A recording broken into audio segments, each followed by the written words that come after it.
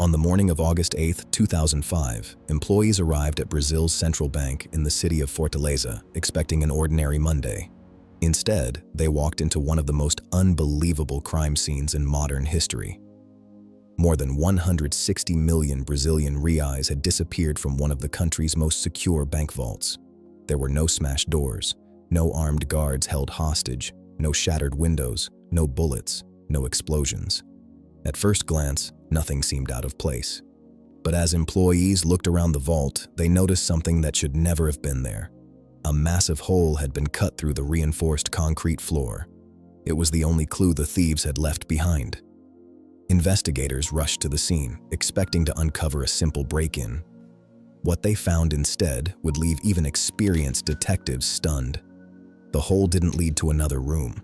It didn't lead to a sewer. It led to a professionally engineered underground tunnel stretching deep beneath the streets of Fortaleza. The tunnel had wooden support beams, electrical lighting, ventilation, even a rail system used to transport heavy loads. It looked less like the work of criminals, and more like a construction project carried out by professional engineers. But perhaps the biggest mystery wasn't how the tunnel had been built. It was how an operation of this scale had remained completely invisible for months. Hundreds of people had passed through the neighborhood every single day, yet no one reported anything unusual. No one heard constant digging. No one suspected a thing. So who were the people behind this astonishing crime? And how did they manage to steal the equivalent of more than $70 million without firing a single shot? To answer that, we have to go back several months, before anyone knew the greatest bank robbery in Brazil's history was already underway. While investigators searched for answers, the robbery had actually begun months earlier.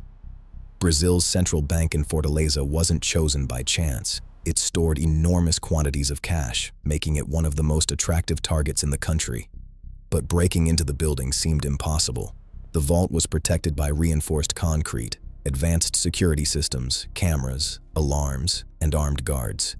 Anyone trying to enter through the front door would almost certainly fail. Whoever planned this robbery understood that.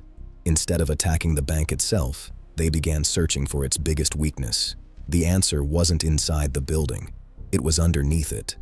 Behind the plan was a highly organized criminal gang led by experienced thieves who knew that patience could be far more powerful than violence. They weren't interested in a fast robbery.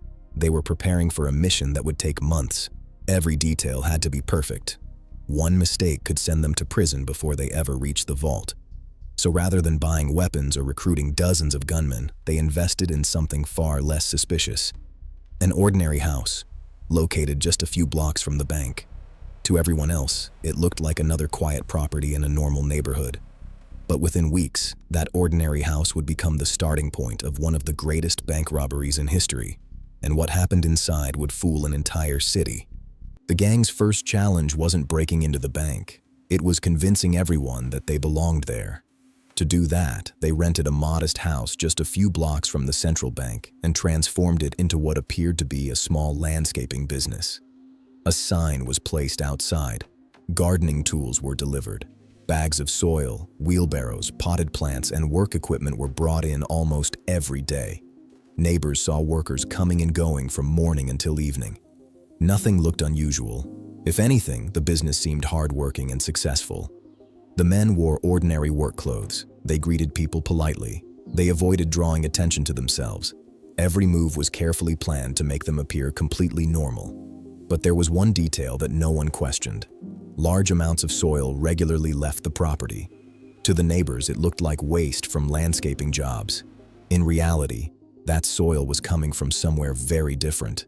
Hidden beneath the house, the gang had already begun work on the most ambitious part of their plan. A project so extraordinary that, years later, investigators would still struggle to believe it had been built in complete secrecy. The real robbery had finally begun. Beneath the rented house, hidden from the outside world, the gang began digging. This wasn't a tunnel that could be finished in a few days. It would take nearly 3 months of exhausting work. Every meter had to be carefully measured. Every wall had to be reinforced. If the tunnel collapsed, months of planning would be lost. Worse still, the noise or vibration could alert people above. So they worked slowly, patiently, almost silently. As the tunnel grew longer, it became far more sophisticated than anyone would expect from a group of criminals. Wooden support beams were installed to prevent cave-ins. Electric lights illuminated the darkness. A ventilation system supplied fresh air deep underground. Even narrow rail tracks were built so heavy, loads of soil could be moved without exhausting the workers. Investigators would later describe the tunnel as a remarkable piece of engineering. But building it created another problem. Thousands of bags of excavated soil had to disappear without raising suspicion. Once again, the fake landscaping business provided the perfect cover. To everyone outside, they were simply moving dirt for gardening jobs. No one realized that every truckload brought them one step closer to the central bank vault. After weeks of relentless digging, only a thin layer of reinforced concrete stood between the gang and one of the largest fortunes in Brazil. The moment they had spent months preparing for was finally within reach. The gang knew they would only get one chance. When the weekend finally arrived and the bank closed its doors, they put the final stage of their plan into motion. Deep beneath the vault, the crew gathered inside the tunnel they had spent months building. Every tool had been prepared. Every measurement had been checked. There was no room for mistakes. Working with extraordinary precision, they carefully cut through the reinforced concrete floor beneath the vault. Slowly, a small opening appeared. One by one, they climbed into one of the most secure bank vaults in Brazil. There were no alarms, no security guards rushing in, no dramatic shootout, only silence. Surrounding them were towering stacks of neatly bundled cash worth hundreds of millions of Reais. The thieves remained calm. There was no celebration, no wasted movement. Each member of the gang knew exactly what to do. Heavy-duty canvas bags were filled with cash and lowered through the opening into the tunnel below. Again and again, they repeated the process with remarkable discipline. Hours passed as millions of Reais disappeared beneath the bank. By the time the operation was over, more than 160 million Brazilian reais had vanished. Without firing a single shot, the gang had carried out one of the largest bank robberies the world had ever seen. But escaping with the money would prove to be only half the battle. By the time the sun rose on Monday morning, the gang was long gone. Inside the central bank, employees arrived expecting another routine workday. Nothing seemed unusual. The building was secure. The alarms had never sounded. Everything appeared exactly as it had been left on Friday. But when staff entered the vault, they immediately realized something was terribly wrong. Entire sections of cash were missing. Then they saw it. A massive hole cut through the reinforced concrete floor. For a few moments, no one could understand what they were looking at. The vault had not been attacked from the outside. Someone had come from below. Within minutes, police officers, forensic specialists, and bank officials flooded the scene. The bank was sealed off as investigators searched for answers. As they peered through the opening, they discovered something almost impossible to believe. Far below the vault stretched a professionally constructed tunnel disappearing into the darkness. It had electric lighting, ventilation, wooden support beams, even a rail system designed to move heavy loads. Seasoned investigators stood in disbelief. This wasn't the work of desperate criminals. It was the work of people who had planned every detail for months. News of the robbery spread across Brazil within hours. Television stations interrupted their regular programming. Newspapers rushed out special editions. People across the country were asking the same question. How could thieves steal more than 160 million reais from one of Brazil's most secure banks without anyone noticing? For investigators, the race had already begun, because somewhere out there, the gang was trying to disappear. The investigation quickly became one of the largest in Brazil's history. Detectives followed the tunnel until it finally led them to the small rented house. From the outside, it looked completely ordinary.